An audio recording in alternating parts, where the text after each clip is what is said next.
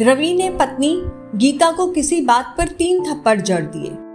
गीता ने इसके जवाब में अपना सैंडल पति की तरफ फेंका।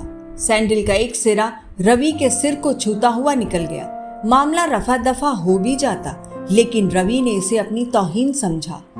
रिश्तेदारों ने मामला और पेचीदा बना दिया। न सिर्फ पेचीदा बल्कि संगीन। सब रिश्तेदारों ने इसे खानदान की नाक कटना कहा। ये भी कहा कि पति को सैंडल मारने वाली औरत न वफादार होती है न पतिव्रता। लड़के ने लड़की के बारे में और लड़की ने लड़के के बारे में कई असुविधाजनक बातें कही। मुकदमा दर्ज कराया गया। पति ने पत्नी की चरित्रहीनता का तो पत्नी ने दहेज उत्पीड़न का मामला दर्ज कराया। 6 साल तक शादीशुदा जीवन बिताने और एक बच्ची के माता पिता होने के बाद आज दोनों में तलाक हो गया। पति पत्नी दोनों के हाथों में आज तलाक के कागज थे। दोनों चुप थे, दोनों शांत और दोनों निशब्द। मुकदमा 2 साल तक चला था। अंत में वही हुआ जो सब चाहते थे, यानी तलाक। ये महज इत्तेफाक ही था कि दोनों पक्षों के रिश्तेदार एक ही टी स्टॉल पर बैठे, कोल्ड ड्रिंक लिया। ये भी महज इत्तेफाक ही था कि तलाकशुदा पति पत्नी एक ही मेज के आमने सामने जा बैठे, लकड़ी की बेंच और वो दोनों। कॉन्ग्रेचुलेशंस, आप जो चाहते थे वही हुआ। गीता ने कहा, तुम्हें भी बधाई, तुमने भी तो तलाक देकर जीत हासिल की। रवि बोला, तलाक क्या जीत का प्रतीक होता है? गीता ने पूछा, तुम बताओ। रवि के पूछने पर गीता ने जवाब नहीं दिया। वो चुपचाप बैठी रही। फिर बोली, तुमने मुझे चरित्रहीन कहा था। अच्छा हुआ, अब तुम्हारा चरित्रहीन स्त्री से पीछा छूटा। वो मेरी गलती थी, मुझे ऐसा नहीं करना चाहिए था। रवि बोला, मैंने बहुत मानसिक तनाव झेला है। गीता की आवाज सपाट थी, न दुख न गुस्सा। जानता हूं, पुरुष इसी हथियार से स्त्री पर वार करता है और स्त्री के मन और आत्मा को लहूलुहान कर देता है। तुम उज्जवल हो, मुझे तुम्हारे बारे में ऐसी गंदी बात नहीं करनी चाहिए थी। मुझे बेहद अफसोस है, रवि ने कहा। गीता चुप रही। उसने एक बार रवि को देखा। कुछ पल चुप रहने के बाद रवि ने गहरी सांस ली और कहा, तुमने भी तो मुझे दहेज का लोभी कहा था। गलत कहा था। रवि की ओर देखती हुई गीता बोली। कुछ देर चुप रही, फिर बोली, मैं कोई और आरोप लगाती, लेकिन मैं नहीं। प्लास्टिक के कप में चाय आ गई। गीता ने चाय उठाई। चाय जरा सी छलकी। गरम चाय गीता के हाथ पर गिरी। उफ की आवाज निकली। रवि के गले में उसी क्षण ओह की आवाज निकली। गीता ने रवि को देखा। रवि गीता को देख रहा था। तुम्हारा कमर दर्द कैसा है? ऐसा ही है, कभी वोवरन तो कभी कॉम्बीफ्लेम। गीता ने बात खत्म करनी चाहिए। तुम एक्सरसाइज भी तो नहीं करती, रवि ने कहा। तो गीता फीकी हंसी हंस दी। तुम्हारे अस्थमा की क्या कंडीशन है? फिर अटैक तो नहीं पड़े? गीता ने पूछा। अस्थमा डॉक्टर सूरी ने स्ट्रेस, मेंटल स्ट्रेस को कम करने को कहा है, रवि ने जानकारी दी। गीता ने रवि को देखा। देखती रही एकटक, जैसे रवि के चेहरे पर छिपे तनाव को पढ़ रही हो। इनहेलर तो लेते रहते हो ना? गीता ने रवि के चेहरे से नजरें हटाई और पूछा। हाँ, लेता रहता हूं, आज लाना याद नहीं रहा, रवि ने कहा।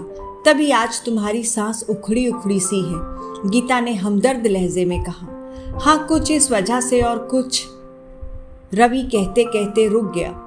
कुछ तनाव के कारण, गीता ने बात पूरी की। रवि कुछ सोचता रहा, फिर बोला, तुम्हें 4 लाख रुपए देने हैं और 6,000 रुपए महीना भी। हाँ फिर? गीता ने पूछा। वसुंधरा वाले फ्लैट की कीमत तो 20 लाख रुपए होगी। मुझे सिर्फ 4 लाख चाहिए, गीता ने स्पष्ट किया। बिटिया बड़ी होगी, 100 खर्चे होते हैं, रवि ने कहा। वो तो तुम 6,000 रुपए महीना मुझे देते रहोगे, गीता बोली। हाँ जरूर दूंगा, 4 लाख अगर तुम्हारे पास नहीं है तो मुझे मत देना, गीता ने कहा। उसके स्वर में पुराने संबंधों की गर्द थी। रवि उसका चेहरा देखता रहा। कितनी सहज और कितनी सुंदर लग रही थी। सामने बैठी गीता जो कभी उसकी पत्नी हुआ करती थी। गीता रवि को देख रही थी और सोच रही थी कितना सरल स्वभाव का है ये, जो कभी उसका पति हुआ करता था, कितना प्यार करता था उससे। एक बार हरिद्वार में जब वो गंगा में स्नान कर रही थी तो उसके हाथ से जंजीर छूट गई। फिर पागलों की तरह वो बचाने चला आया था उसे। खुद तैरना नहीं आता था लाट साहब को और मुझे बचाने की कोशिश कर रहा था। कितना अच्छा है, मैं ही खोट निकालती रही।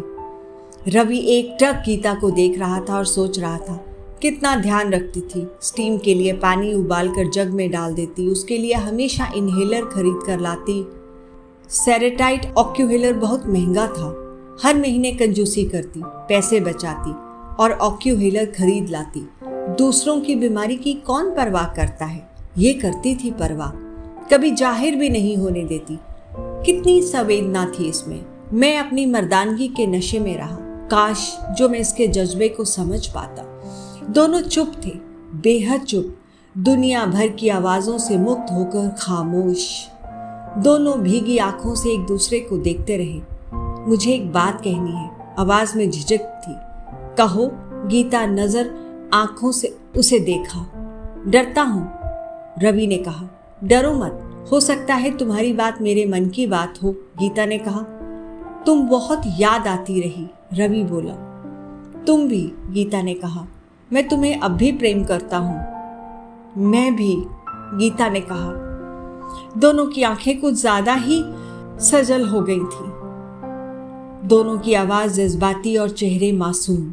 क्या हम दोनों जीवन को नया मोड़ नहीं दे सकते, रवि ने पूछा। कौन सा मोड़? हम फिर से साथ साथ रहने लगे, एक साथ, पति पत्नी बनकर, बहुत अच्छे दोस्त बनकर। ये पेपर? गीता ने पूछा। फाड़ देते हैं, रवि ने कहा और अपने हाथ से तलाक के कागज फाड़ दिए। फिर गीता ने भी वही किया। दोनों उठ खड़े हुए, एक दूसरे के हाथ में हाथ डालकर मुस्कुराए। दोनों पक्षों के रिश्तेदार हैरान परेशान थे। दोनों पति पत्नी हाथ में हाथ डाले घर की तरफ चले गए। घर जो सिर्फ और सिर्फ पति पत्नी का था। इस कहानी का सार है, पति पत्नी में प्यार और तकरार एक ही सिक्के के दो पहलू हैं। जरा सी बात पर कोई ऐसा फैसला ना ले कि आपको जिंदगी भर अफसोस हो और अपने इस रिश्ते में किसी तीसरे को आने की जगह बिल्कुल ना दें। अपने मनमुटाव, अपनी नाराजगी, अपने गुस्से को खुद ही खत्म करें और अपने प्यार का इजहार करते रहें। अगर ये कहानी अच्छी लगी हो तो चैनल को लाइक करें, सब्सक्राइब करें, शेयर करें।